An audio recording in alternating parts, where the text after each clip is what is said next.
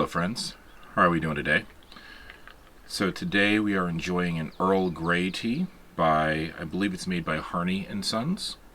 And I went ahead and added milk to it. I hope that's okay with you. And today's story is called The Old Woman in the Forest.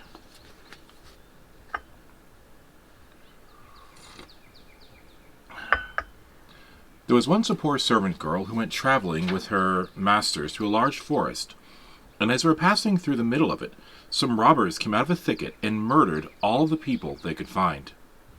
Everyone was killed except the maiden, who had jumped from the carriage in her fright and hidden behind a tree. After the robbers departed with their booty, she came out, looked at the terrible disaster, and burst into tears. "What am I to do?" she said. "Oh, poor me! I'll never find my way out of the forest. There's not a single soul living here, and I'll probably starve to death." She walked about searching for a way out, but could find none. When evening came, she sat down under a tree, commended herself to God, and planned to remain there no matter what might happen. But after she'd been sitting there a while, a white dove came flying to her with a little golden key in its beak. It put the key in her hand and said, "Do you see that large tree over there? You'll find a little lock on it, and if you open it with this key, you'll find plenty of food in it and won't have to go hungry any more." She went to the tree, opened it, and found milk in a small bowl and white bread to dip into it, so she could eat to her heart's content. When she was full, she said, "Now's the time when the chickens at home usually go to roost. I'm so tired, I wish I could lie down in my bed also." Then the dove flew by again, carrying another little golden key in its beak, and said, "Open the tree over there, and you'll find a bed." She opened it and found a lovely soft bed. Then she prayed to the dear Lord to protect her during the night, lay down, and fell asleep. In the morning, the dove came a third time with another little key, and said, "Open that tree over there, and you'll find some clothes." When she opened it, she found clothes lined with jewels and gold, more splendid than those of a princess.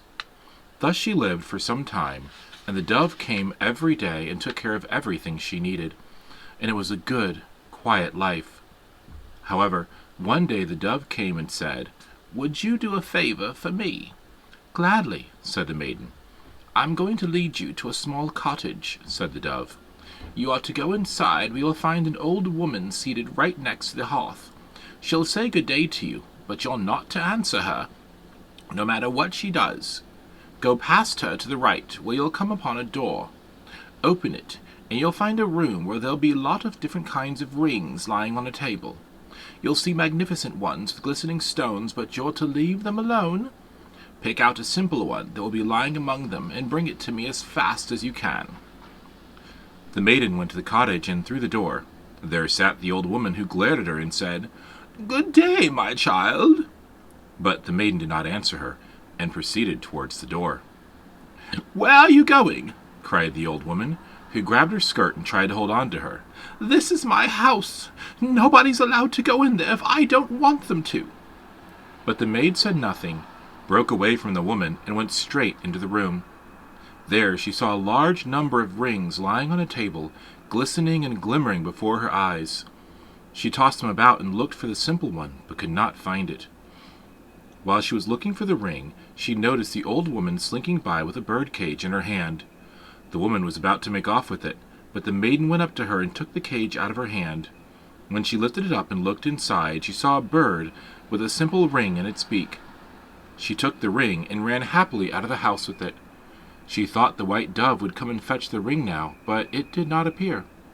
So she leaned against a tree, intending to wait for the dove.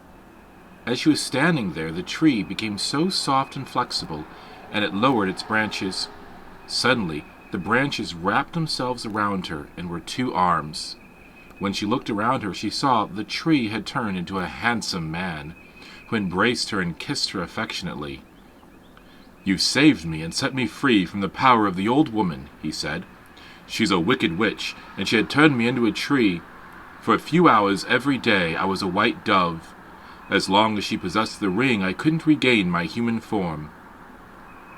His servants and horses had also been released from the magic spell that had changed them into trees. and they were now standing beside him.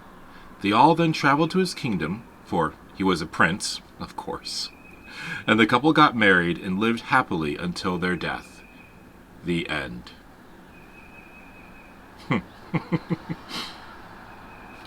Fascinating. Well, let me know what you think of that one. Alright, friends. For now, it is time for your next adventure. I'll miss you. Cheers.